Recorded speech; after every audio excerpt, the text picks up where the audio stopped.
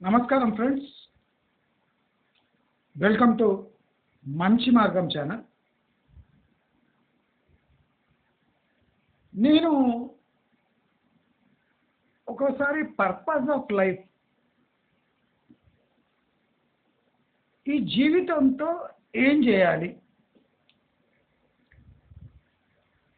చాలామంది ఈ జీవితంతో ఏం చేయాలి, ఈ జీవితంలో ఏం చేయాలి, ఈ ఉన్న జీవితంతో మనమేం చేయగలము, అసలు జీవితం మనకు ఏమిచ్చింది, మనము అనుకున్నట్టు జీవితాన్ని గడపట్లేదు కదా,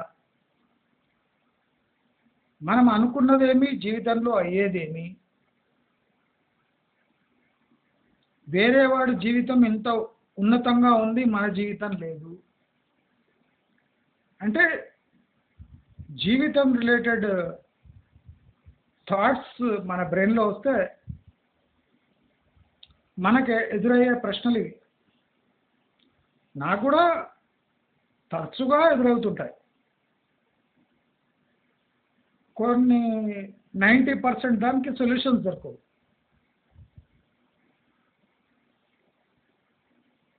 ఈ 10% ఏమవుతుంటాయి, ఆ 10%ని పక్కకు పెట్టి 90% కాని దాని గురించి నేను కూడా ఆలోచిస్తూ ఉంటాను.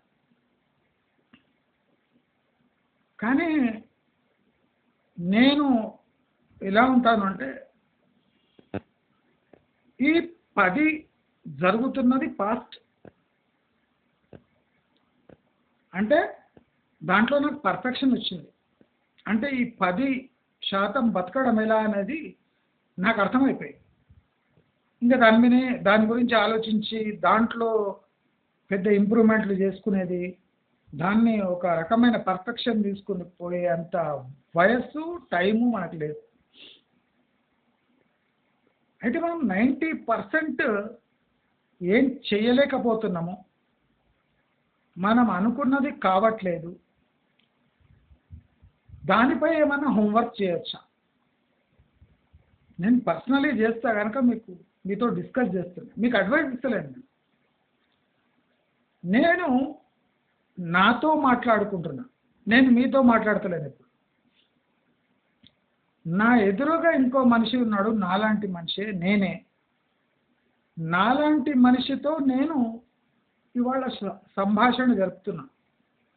ఆయనతో మీరే అనుకున్నారు, మీరు కాదు. నా ఆపోజిట్ కూడా నాలాంటి నేనే ఉన్నా. నాకు నేనే ప్రశ్న వేసుకుంటున్నా, నాతోనే నేనే మాట్లాడుకుంటున్నా. ఈ 90% కాని విషయాలు, అంటే పెండింగ్ విషయాల గురించి మనం అవలంబించవలసిన పద్ధతులేమి,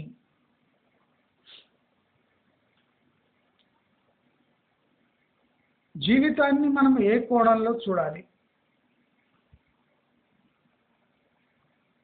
జీవితాన్ని ఏ కోణంలో చూడాలి అనే ప్రశ్నకు దాని ముందు ఒక ప్రశ్న వస్తుంది. చాలా ఇంట్రెస్టింగ్ ప్రశ్న. మనం ఎవరు? జీవితంలో ఇవి చేయొచ్చా లేదా, చేయగలమా, మన స్ట్రెంగ్స్, మన వీక్నెసెస్, దానికన్నా ముందు ఒక ప్రశ్న వస్తుంది, మనం ఎవరు? మనం ఎవరు అంటే దాని మీనింగ్ అండి, మన స్థాయి ఏమి? మన స్థాయి అంటే మనము ఇప్పుడు చేస్తున్నది ఏమి? మన స్థాయి అంటే మనం ఏం చేయగలం కాదు, ఇప్పుడు మనం ఏం చేస్తున్నాం, అదే మన స్థాయి. అయితే ఈ స్థాయి మనకు నచ్చిందా, మనకు నచ్చలేదా? ఇప్పుడు చాలా మందిని మనం చూస్తాము, అరౌండ్ అబౌట్ 80-85% మంది వాళ్ళకు ఏ అభిరుచులు ఉండవు. అంటే ఆ పుణ్యజీవులు వాళ్ళు. ఏది చూసినా వాళ్ళు స్పందించరు. 85% మంది ఎట్లే ఉంటారు. ఒక బ్యూటిఫుల్ ఫ్లవర్ పెరట్లో పెరిగితే దాన్ని నిర్దాక్షిణ్యంగా తీసేసి దేవుడి పటంపై పెట్టేస్తారు. అంటే దాని దిక్కు కూడా చూడరు. ఏదో పుష్పము, ఆ పుష్పం ఎక్కడ ఉండాలి? దేవుని దగ్గర ఉండాలి. అది దేవుని దగ్గర ఎందుకు ఉండాలి? దేవుడు ఏమని ఇస్తాడేమో. భక్తి అంటే ఒక రోజా పువ్వు పుష్పించి ఒక 10 రోజులు ఉంటుంది యావరేజ్. 10, 15, 20, కొన్ని విదేశీ వెరైటీలు 20 రోజులు కూడా ఉంటాయి. కానీ ఆ పుష్పించిన రోజుని దాని జీవితకాలాన్ని కట్ చేసేసి, ఇప్పుడు మనం కూరగాయలు ముందే ఎందుకు కోయమంటే, కట్ చేయమంటే అది ఫుల్ సైజుకి వస్తే కానీ అది ఒక కూరగాయ అనిపించుకోదు. లేకపోతే మన దగ్గర కెపాసిటీ ఉంటే చిన్న చిన్న టమాటాలను కోసేస్తాం, చిన్న బీరకాయలను కోసేస్తాం, చిన్న పొట్లకాయలను కోసేస్తాం, చిన్న బుడమకాయలను కోసేస్తాం, ఆలుగడ్డలను తింటున్నప్పుడు పెరికి పారేస్తాం. మన మెంటాలిటీ అదే.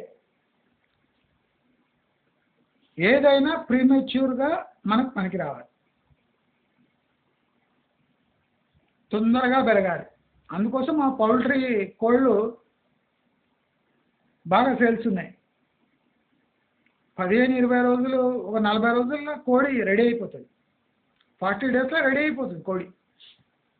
నాటుకోళ్ళు పెరగడానికి 6 నెలలు కావాలి.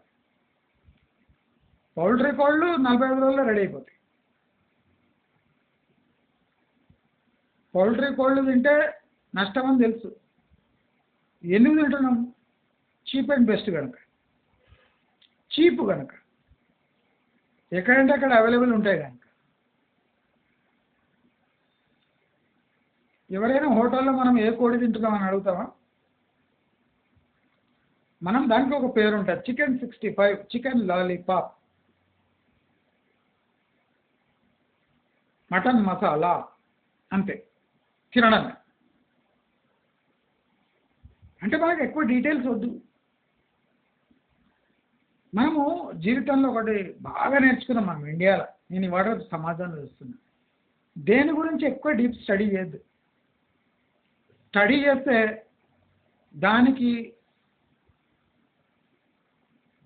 దాని లోపల ఉన్న మర్మాలు తెలిసి ఇన్ఫర్మేషన్ తెలుస్తుంది. ఇన్ఫర్మేషన్ తెలిస్తే ఆ ఇన్ఫర్మేషన్ యూజ్ చేయాలనిపిస్తుంది. అది యూజ్ చేస్తే డబ్బు ఖర్చు అవుతుంది, టైం వేస్ట్ అవుతుంది. దాన్ని మొగ్గ స్టేజ్లోనే తుంచేసి షార్ట్ కట్ అవలంబించి తొందరగా అయిపోయే విధానం ఏమైనా ఎత్తుక్కుంటే మనకి ప్రాబ్లమ్సే ఉండవు. దాని గురించి తెలుసుకోవాలన్నందుకు, తెలుసుకున్నాక కొనుక్కోబుద్ధి కాదు, చేసుకోబుద్ధి అవుతుంది. చేసుకోవాలంటే డబ్బు, సమయం వృధా.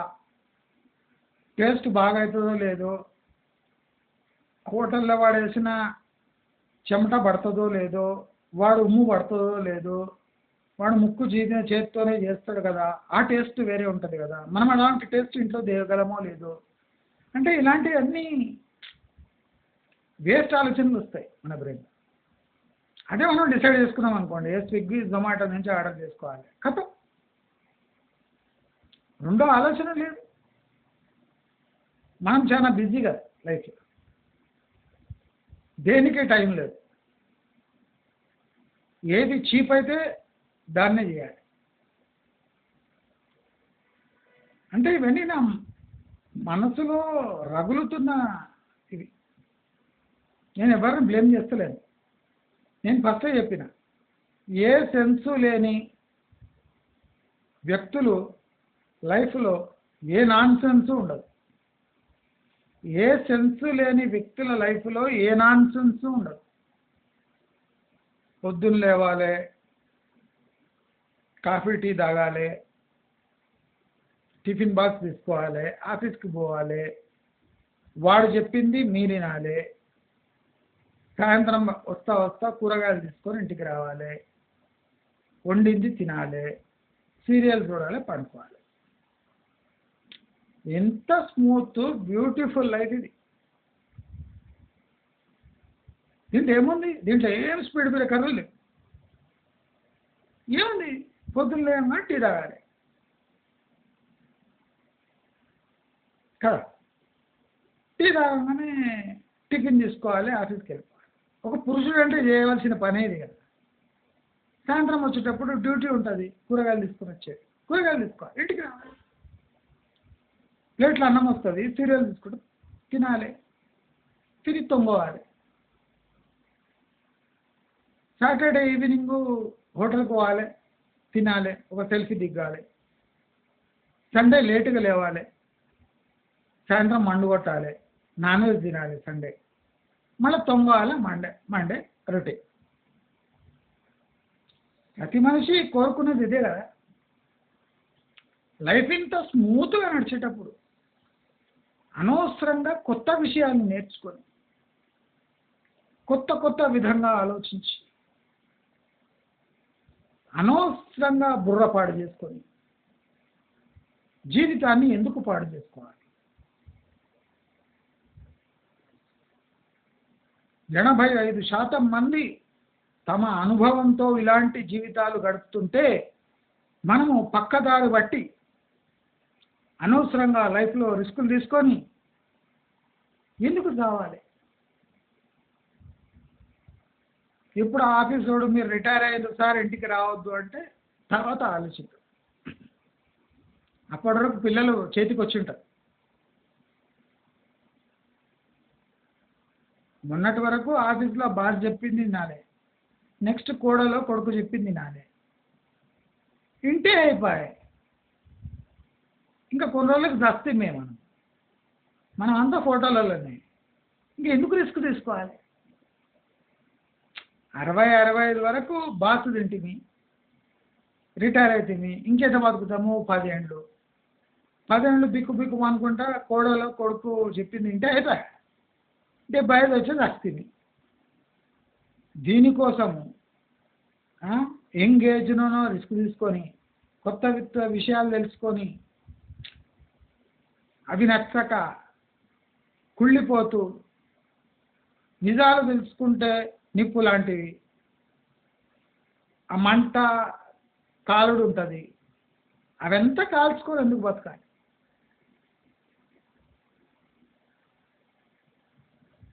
ఎవడో కష్టపడి రెడీమేడ్గా రెడీ చేసి ఉంటాడు. టీవీలు మనం చేస్తున్నామా? చూస్తలేము. వాషింగ్ మిషన్లు మనం చేస్తున్నామా? బట్టలు వేస్తలేము. మొబైల్ మనం తయారు చేస్తున్నామా? బ్రౌజ్ చేస్తలేము, గీక్కుతలేము. కంప్యూటర్ మనం తయారు చేస్తున్నామా? వాడతలేము. అలాగే ఎవడో స్టీవ్ జాబ్స్ కష్టపడి యాపిల్ ఫోన్లు తయారు చేస్తే మనం ₹1,00,000 పెట్టుకొని దాన్ని గీక్తారు. మనం అనుకుంటే యాపిల్ ఫోన్ తయారు చేయగలమా? ఇయర్ బడ్ కూడా తయారు చేయగలం. అందుకోసం దాని గురించి ఆలోచించాలి. అట్లాగే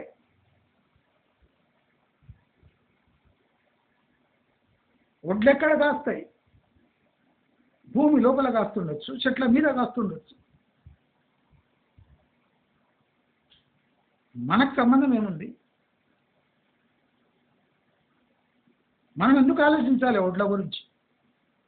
మనం ఆలోచించవలసింది బియ్యమా కాదా, వడ్లు ఎక్కడి నుంచి వస్తుంది, ఎట్లా వస్తుంది,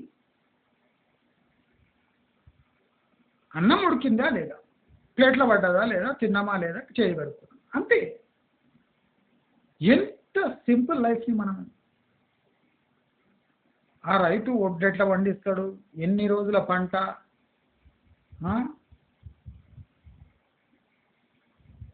దాంట్లో ఆ పంట పువ్వు దశకు వచ్చినాక సంపర్కం జరిగి ఆ వడ్ల రూపంలో ఇదై ఇన్ని రోజుల పంట అయినాక వాటర్ స్టాప్ చేసి దాన్ని హార్వెస్టింగు, మిల్లుకి వేయడము, తౌడు, ఇవన్నీ మనకెందుకు? మనకు కావాల్సింది బియ్యం, అది ఉడికిందా? మనకు కావాల్సింది కర్రీ పాయింట్ నుంచి కర్రీ, అది ప్లేట్లో పడ్డదా? మనం చాలా అనవసరమైన విషయాలు ఆలోచిస్తాం.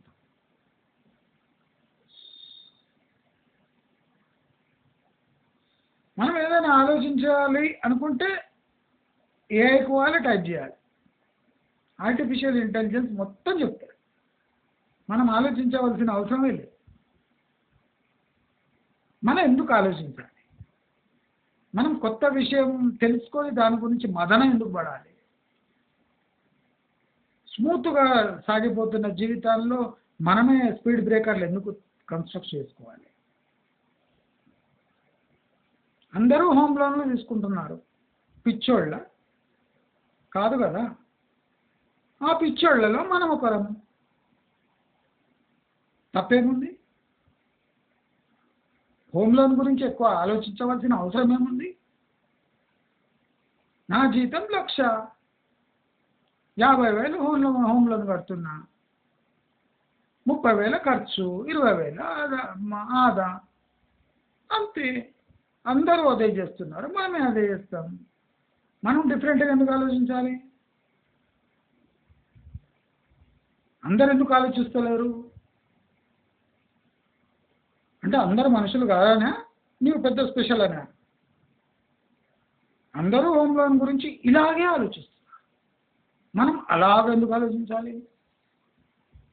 అలా ఆలోచిస్తే ఎప్పుడు ఇల్లు తీసుకోలేము.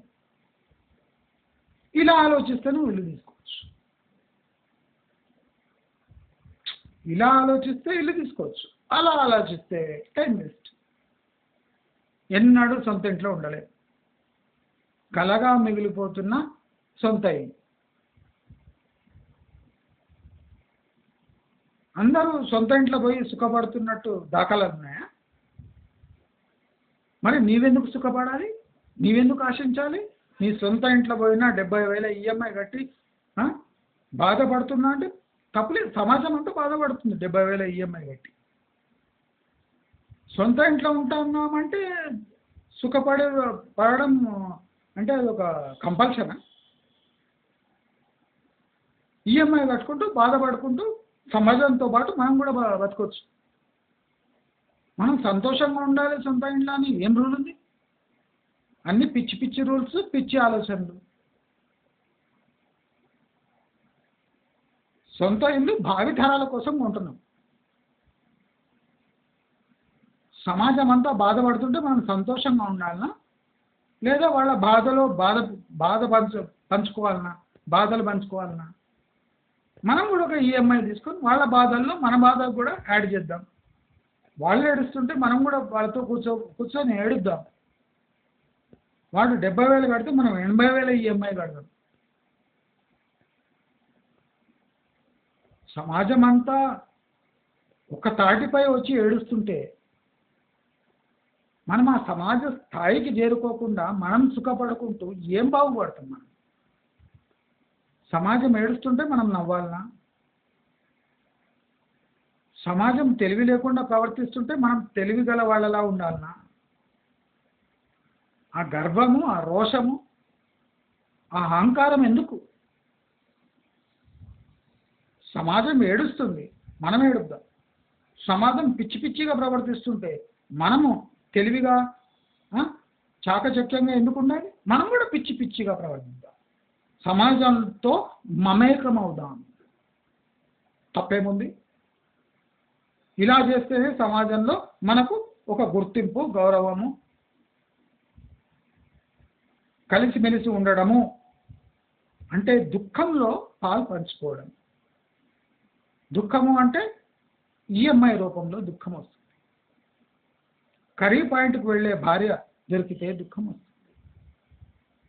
పెద్ద స్కూల్లో వేసిన 50% తెచ్చుకునే 70% తెచ్చుకునే పిల్లలను చూస్తే దుఃఖమే.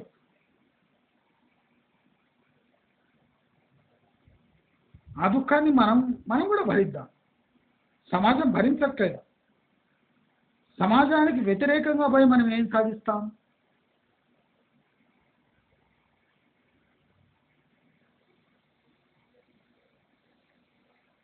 తెలివి లేకుండా ప్రవర్తిస్తుంది సమాజం అని భావించడం మన తప్పు.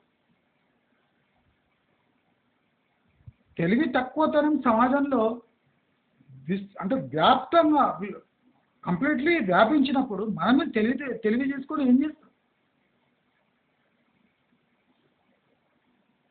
ప్రతి ఒక్క భూమిపై జన్మించిన వాడు పిల్లవాడు వాడు ఇంజనీరింగ్ చదువుతుంటే, ఎంబీబీఎస్ అప్లై చేసుకుంటుంటే, యుఎస్కి వెళ్ళిపోతుంటే మన పిల్లలను మన దగ్గర ఉంచుకొని ఏం చేస్తాం?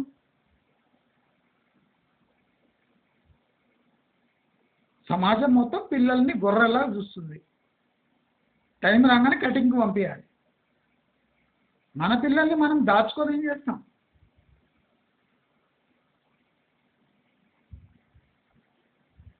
సమాజం పిల్లల్ని పెంచే వరకే తమ బాధ్యత అనుకుంటుంది. పిల్లలు హ్యాండ్ ఇవ్వడం సర్వసాధారణం. మన పిల్లలు హ్యాండ్ ఇవ్వద్దు అంటే అన్యాయం కాదా? అక్రమం కాదా? పిల్లల నుంచి మనం ఓవర్గా ఎక్స్పెక్ట్ చేస్తున్నట్టు కాదా? పెంచిన పిల్లవాడు మన సంక్షేమం చూసుకోవాలని ఏ ఫ్యామిలీ భావిస్తలేదు సమాజంలో. మన పిల్లవాడు స్పెషలా? మనం కూడా భావించొద్దు. పిల్లల్ని పెంచాలి, కటింగ్కి పంపించాలి.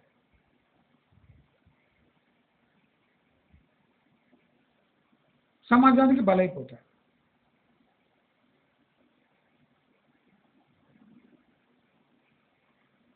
మనం టీవీలో చూస్తుంటాం, నా సక్సెస్ వెనుక నా భార్య అని చెప్తుంటాం. అలాగే మన బాబు కూడా భార్య కొంగు పట్టుకొని తిరుగుతుంటాడు. తప్పేముంది? పెద్ద పెద్ద సెలబ్రిటీలు, పెద్ద పెద్ద పొలిటీషియన్స్ చెప్తూ ఉంటారు టీవీలో, నా సక్సెస్ మంత్ర ఎవరు అంటే నా భార్య.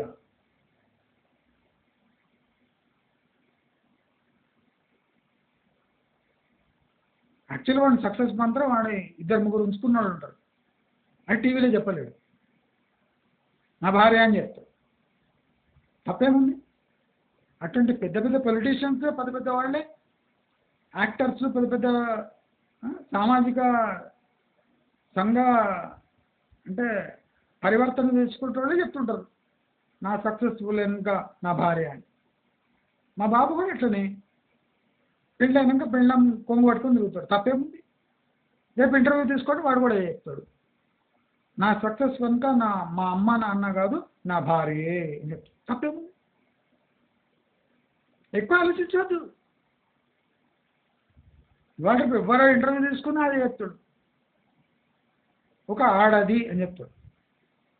మనం ఎక్కువ ప్రశ్న వేసినాం, ఆడ దాంట్లో సబ్సెక్షన్స్ ఏమన్నా ఉన్నాయా? ఎవడు అంటే భార్య అంట. ఎందుకంటాడు? తల్లి అని చెప్తే ఇంటికి పోయినాక మ్యాగీ పెడుతుందా? కర్రీ పెడుతుందా? పెట్టదు. అది కూడా పెట్టదు. దానికన్నా భార్య అంటే అయిపోయా సంతోషపడుతుంది. భార్య యొక్క దిశ మార్చేసిన భర్తది అని గర్వపడుతుంది. అమ్మా నాన్న సంతోషపడితే ముసలోళ్ళు వాళ్ళ దగ్గర నుంచి మనకేమొస్తుంది? ఎక్కువ ఆలోచించదు. సమాజం ఏం చేస్తుందో చేసి పారేయండి. ఎక్కువ ఆలోచిస్తే బ్రెయిన్ సెల్స్ డ్యామేజ్ అవుతాయి, టైం వేస్ట్ అవుతుంది. అదే ముష్టి వంట కిచెన్లో వండే బదులు కారు వేసుకొని పోతే అదే టైంలో 10 మందితో కూర్చొని అడ్డమైన భోజనాలు చేయొచ్చు.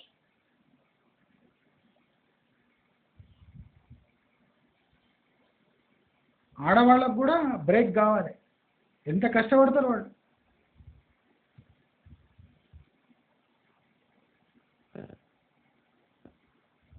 అసలు మహిళల స్థానం అనేది సమాజంలో చూసి నేర్చుకోవాలి.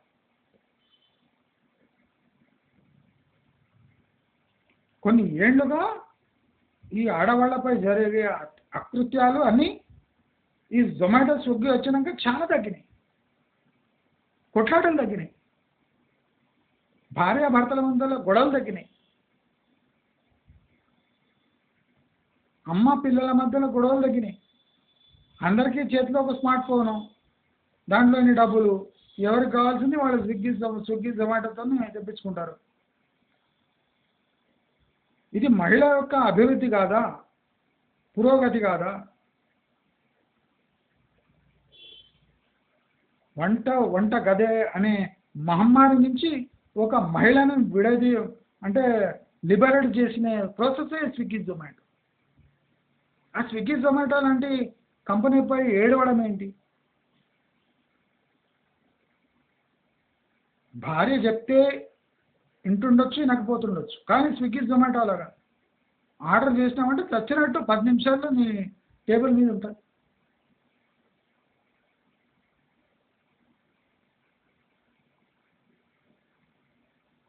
ఓ భార్య కన్నా స్విగ్గీ జొమాటో బెటరా అంటే బెటరే. ఎట్లా అంటారు అంటే సమాజం చెప్తుంది. సమాజానికి వ్యతిరేకంగా పోయి ఏం సాధించాలనుకుంటాం మనం?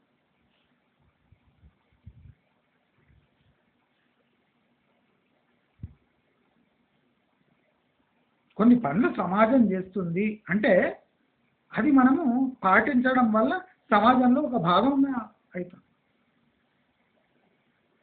అంతేగాని తరచుగా సమాజాన్ని వ్యతిరేకిస్తూ ఆ ట్రెండ్కు విపరీతంగా పోయి ఏం సాధించాలనుకో, బ్రెయిన్ ఖరాబ్ అయిపోతుంది. అంతే. రిలాక్స్గా ఉండాలి.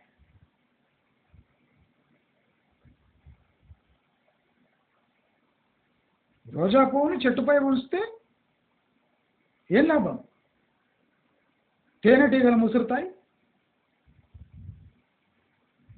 రోజు ఇంత వాడిపోతూ ఉంటుంది, దాని పెటల్స్ రెక్కలు పడుతూ ఉంటాయి. ఆ రోజా పువ్వును రోజు ఆ చెట్టుపై చచ్చే కన్నా దాన్ని అది పుష్పించగానే తీసుకుపోయి నిర్దాక్షిణంగా కట్ చేసి దేవుని పాదాల దగ్గర పెడితే దేవుడు సంతోషించి మనకు 1,00,000 2 లక్షలు ఇస్తాడు.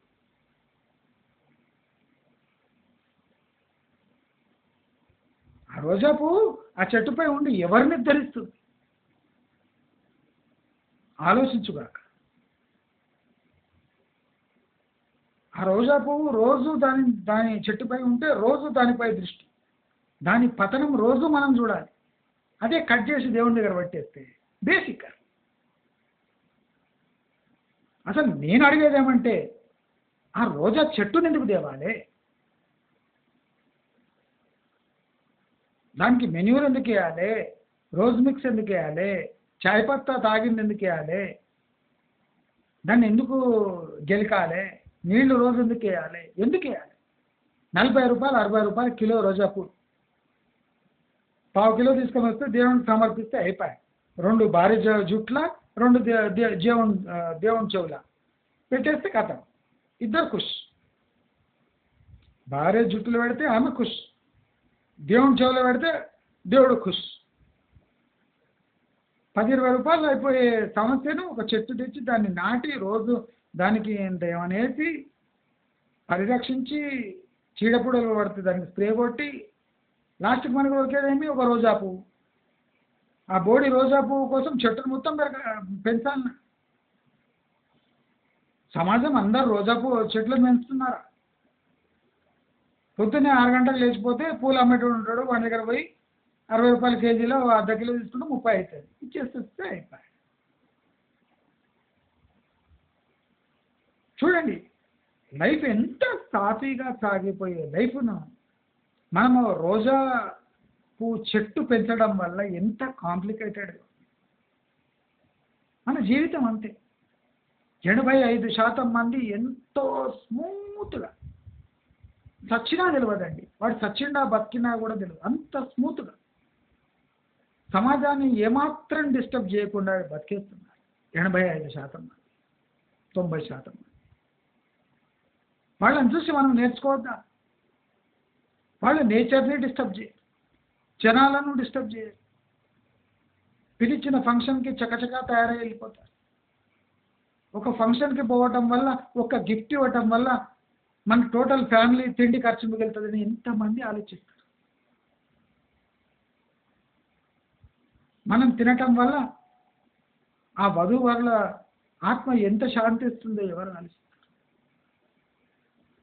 రేపు పెళ్లి ఉంది అంటే ఒకరోజు ముందు ఉపవాసం చేసి నెక్స్ట్ డే ఆ పెళ్లికి పోతే ఎన్నో రకాల వంటకాలు డౌట్ లేకుండా కడుపు నిండకుండా ఎంత చక్కగా తినేయచ్చు.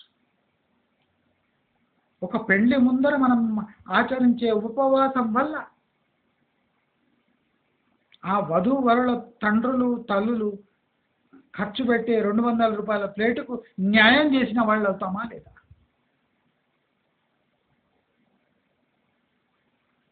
ఒకరోజు ఉపవాసం చేసినామంటే ఎంతో పుణ్యం వస్తుంది. నెక్స్ట్ డే పోయి పెళ్లిల పీకల దాకా తిన్నామంటే ఆ ప్లేటుకు చెల్లించిన డబ్బులు మొత్తం మనం వసూలు చేసినట్టు కాదా? ఆ వధూవరుల తల్లిదండ్రులు ఖర్చు పెట్టిన డబ్బుకు మనం న్యాయం చేసినట్టు కాదా అని అడుగుతాం. ఇలాంటి పవిత్ర భావనలు విడిచిపెట్టి ప్లేట్లో ఇంత వేసుకొని తిని నేను ఏం సాధించినట్టు? సమాజం పెండ్లి అంటే ఎలా ఎలా వ్యవహరిస్తుంది ఒక 2 రోజుల ముందు నుంచి.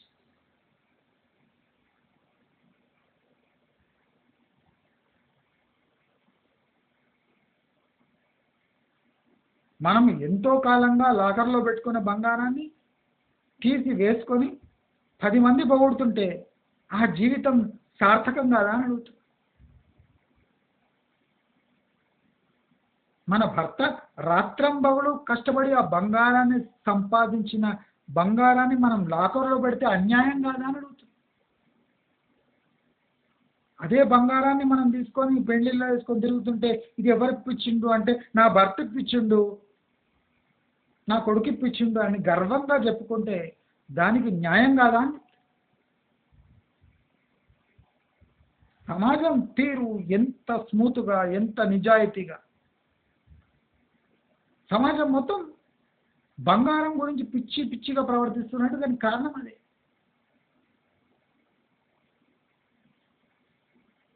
మీ స్థాయి మీరు చూపించుకునే కష్టపడే అవసరం లేదు, బంగారం మీ స్థాయిని చూపిస్తుంది. అందుకోసం సమాజం బంగారం కోసం ఏడుస్తుంది. మనం ఏడవకుంటే ఎలా? మనం కూడా బంగారం కొనాలి, అది వేసుకోవాలి, 10 మందిని చూపియాలి. అది చూసి చాలా మంది ఏడవాలి. ఆ ఏడుపు వల్ల మన జీవితం సార్థకం అవుతుంది. ఆ బంగారం లేకపోతే మనతోని మాట్లాడి మనతోని ముచ్చట్లు పెట్టి ఆ రిలేటివ్స్కి ఏమొస్తుంది, ఆ చూసే వాళ్ళకి ఏమొస్తుంది?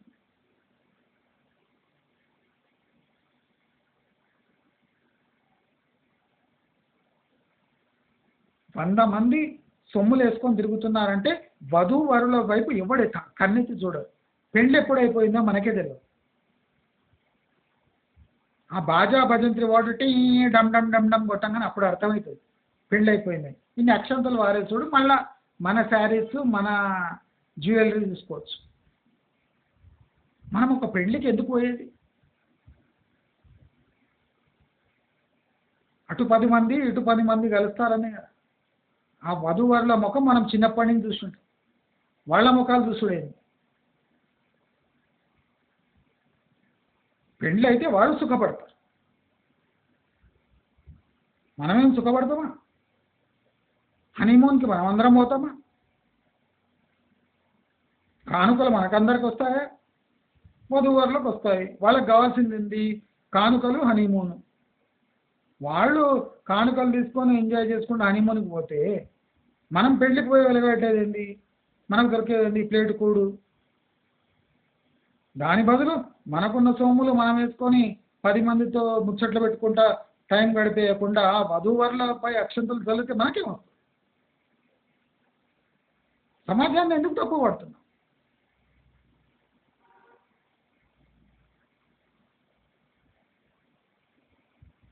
ఎవరితో పెళ్ళి అవుతుంటే మనం తయారయ్యేది.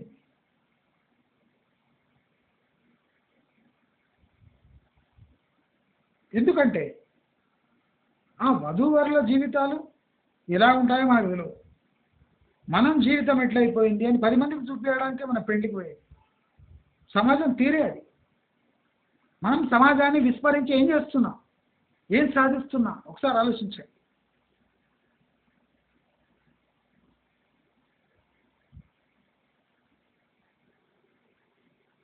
సమాజపు పోకడ గొర్రెల్లా ఉంటుంది. ఎందుకు ఉంటుంది?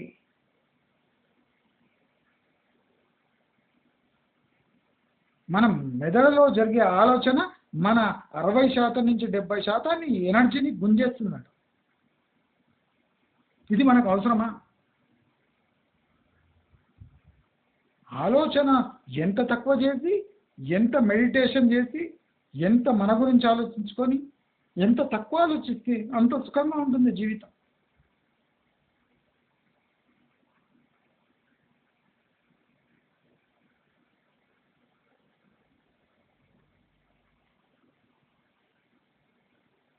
ఎడిసన్ తన జీవితాన్ని పాడు చేసుకున్నాడు.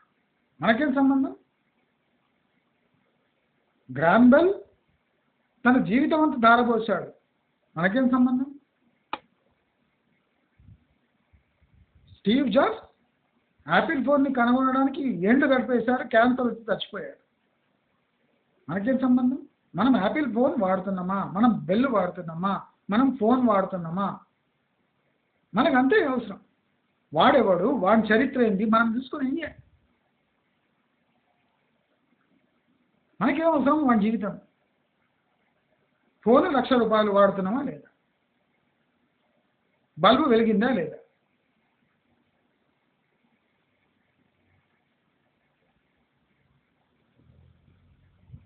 విశ్వేశ్వరయ్య డ్యామ్ కట్టాడు. ఇంత చాలు మనకు సమాచారం.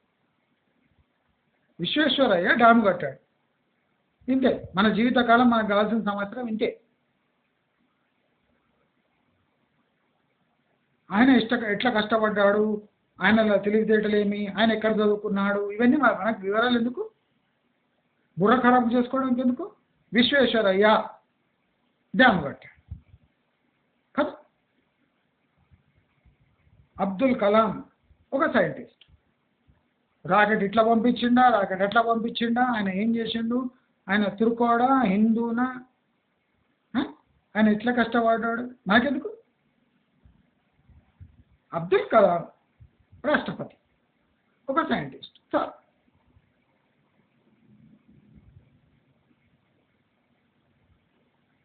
ఒక ప్లాట్ మనకు 1,50,00,000 ఇస్తున్నాడు. మనం ఎందుకు ప్రశ్నించాలి? అది 25 లక్షలకు కట్టిండా, 35 లక్షలు కట్టిండా, 45 లక్షలు కట్టిండా, 70 లక్షలు కట్టిండా, మనకెందుకు? మనము 1,50,00,000 కట్టగలమా లేదా?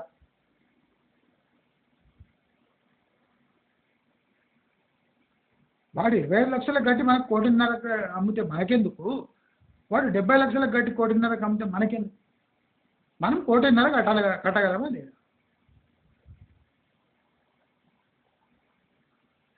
సునాయాసంగా గడిచిపోతున్న జీవితాన్ని నరకప్రాయంగా చేసుకోవడం అంటే 10 విషయాలు తెలుసుకోవడం, 10 విషయాల్లో ఇన్వాల్వ్ కావడం, 10 విషయాల గురించి ఆలోచించడం, మదన పడటం.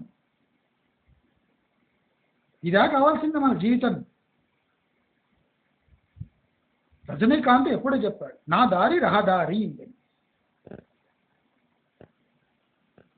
రజనీకాంత్ లాంటి వ్యక్తిత్వం ఉన్న వ్యక్తి రహదారిపై పోతుంటే మనం పక్కదారులు పిల్ల కాలువల గురించి ఎందుకు ఆలోచించాలి? మనం పెద్ద నదిలో పోతున్నాం, హైవేపై పోయే జనం 85% మంది హైవేపై ప్రయాణిస్తారు. ఈ పక్క దారిలో పోతే ఏమన్నా దొరకొచ్చా, ఈ దారిలో పోతే మనం ఆలోచన ఎందుకు చేయాలి? మనం కూడా హైవే వెనక వెళ్ళిపోవాలి, స్మూత్గా వెళ్ళిపోతాం. యేసు ప్రభు మనకు బాట వేసిండు. యేసుడా అంటే జీవుడా అన్నాడు. ఎలా పోవాలి యేసుడా అంటే రహదారిపై పొమ్ము అని చెప్పి అంతే. యేసుడు చెప్పిండు, మనం పాల్గొనాలి. ఎవడు చెప్పిండు? యేసుడు. యేసుడే దేవుడు. ఏమి వేస్తావు అనేది అడగచ్చు.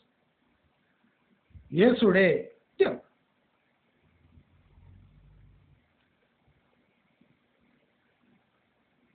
దయచేసి అందరూ గమనించాలి. ఈ క్రియేటివిటీ, ఈ ఇన్నోవేషన్, ఈ ఆలోచన ఈ సైన్స్, ఈ ఎకనామిక్స్, మన సమాజంలో మన పేరు నిలబెట్టుకునే అదే పిచ్చి, ఇవన్నీ మన జీవితాన్ని కాంప్లికేటెడ్గా మారుస్తాయి. దాని బదులు ఎంతో సక్రమమైన మార్గం, రహదారి మార్గాన్ని మనం ఎంచుకుంటే ఎంతో పవిత్రంగా, పవిత్ర రక్తంతో మనకు ఎక్కువ ఆలోచన, ఆధ్యాత్మిక చింతన. ఇది ఇవాళ రేపు మనకి ఏ దారి దొరకకపోతే ఆధ్యాత్మిక చింతన, దేవునిపై భారము. ఆధ్యాత్మిక చింతన, దేవుడిపై భారము, దేవుడి కాళ్ళ దగ్గర పుష్పము. ఫినిష్. Life easy. ఎక్కువ ఆలోచించొద్దు, ఎక్కువ మదనపడద్దు.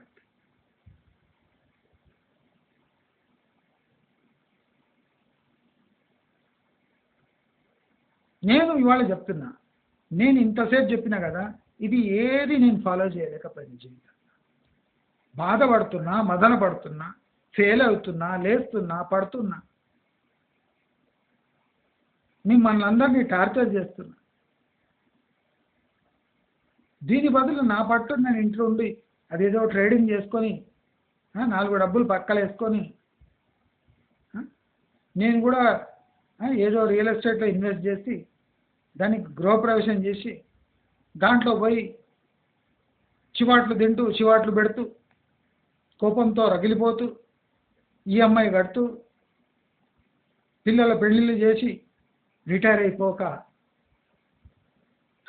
ఈ పిచ్చివన్నీ పెట్టుకొని ఈ యూట్యూబ్ పిచ్చి పెంచుకొని నేను చెడింది కాక సమాజాన్ని అంతే చెడదొబ్బి నేను సాధించింది ఏమి అని నేను ఆలోచించడం లేదు. దయచేసి అందరూ ఈ విధంగా ఆలోచించకుండా సహజ రీతిలో అందరూ ఆలోచించి తమ జీవితాలను సార్థకం చేసుకుంటారని ఆశిస్తూ నమస్కారం.